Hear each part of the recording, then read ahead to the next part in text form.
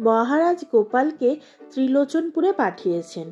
আগেকার দিনে প্রজাবৎসল রাজারা বড় বড় দিঘি কাটতেন বর্ষার জল ধরে রাখার জন্যে, যাতে সারা বছর দিঘিতে জল থাকে এবং প্রজারা গ্রীষ্মকালে যেন জলের অভাবে কষ্ট না পায়।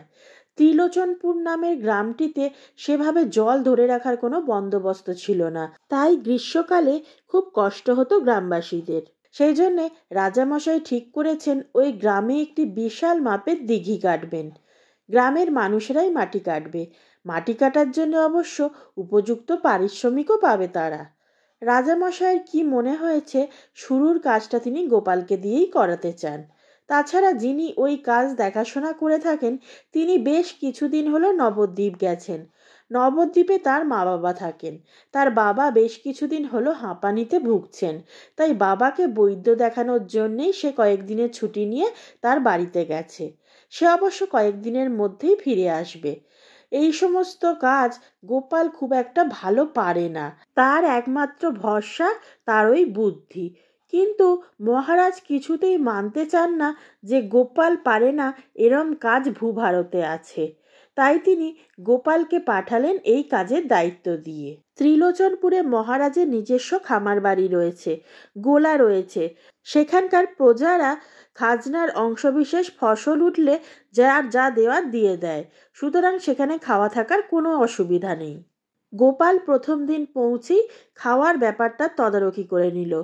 যে রান্না করে তার খোঁজ নিল, তারপর রান্নার ফরমায়েশ করলো। প্রথম দিন রাত্রে মুরগির ঝোল, পোস্তর বড়া আর আলু সেদ্ধ হলো। এগুলি সবই গোপালের খুব প্রিয় খাবার। লোকটা রান্নাও বেশ ভালোই করেছিল। গোপাল একদম চেটেপুটে খেলো। খাওয়া হলে রাঁধুনিকে পরের দিনের খাওয়ার তালিকা বলে দিল। পরের দিন সে খাবে মুড়ি ঘন্ট, আমড়ার চাটনি আর অনেক কিছু। অনেক দিন গোপাল ঘটা করে মুড়ি ঘন্ট খায় না। যাই হোক, যে কাজের জন্য আসা এবার তো সেটা একটু করতে হবে। যেখানে দিঘির মাটি কাটা হবে জায়গাটা অনেক বড়, এখনো কাজ শুরু হয়নি। শুরুটা গোপালকেই করতে হবে। পরের দিন সকালে গিয়ে দেখলো সেখানে অনেক গ্রামবাসী মাটি কাটবে বলে কোদাল ঝুড়ি হাতে নিয়ে চলে এসেছে। গোপাল বুদ্ধি করে তাদেরকে কয়েকটি দলে ভাগ করে দিল এবং তাদের উপরই মাটি কাটার দায়িত্ব ছেড়ে দিল। গোপাল নিজে গিয়ে বসলো একটি গাছের ছায়ায়। বসে সে হাওয়া খেতে লাগলো। অবশ্য তার দুপাশে দুজন ঠায় দাঁড়িয়ে রয়েছে হুকুম তামিল করার জন্যে। এখানে রাজামশাই নেই, গোপালই হলো মহারাজের প্রতিনিধি। তাই গ্রামবাসীরা দেখছিল গোপালের যাতে কোনো রকম অসুবিধা না হয়।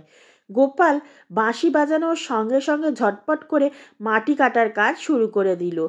যে যার মতো মাটি কাটতে শুরু করে দিল। গাছের ফুরফুরে হাওয়ায় গোপালের চোখ একদম বুজে আসছিল। এমন সময় বেশ কয়েকজন ঝুড়ি হাতে নিয়ে এসে গোপালকে বলল, হুজুর, আমরা মাটিগুলো কোথায় ফেলবো? গোপাল তো নিজেই জানে না এত মাটি কোথায় ফেলবে। তাই সে কিছু না ভেবেই বলে দিল, তোমাদের মাথায় এতটুকু যদি বুদ্ধি থাকে, মাটিগুলো কোথায় ফেলবে তাও জানো না, আমায় জিজ্ঞেস করছো? গর্তগুলোকে আরো বড় করে খোঁড়ো, ওরই মধ্যে ফেলে দাও। এই কথা শুনে সবাই অবাক হয়ে গিয়ে বলে উঠল, বলে সবাই মাথায় হাত দিয়ে বসে পড়ল। এই ধরনের সুন্দর সুন্দর গল্প শোনার জন্য এখনই আমার চ্যানেলটি সাবস্ক্রাইব করে নিন। আর গল্পটি কেমন লাগলো তা অবশ্যই কমেন্ট করে জানাবেন।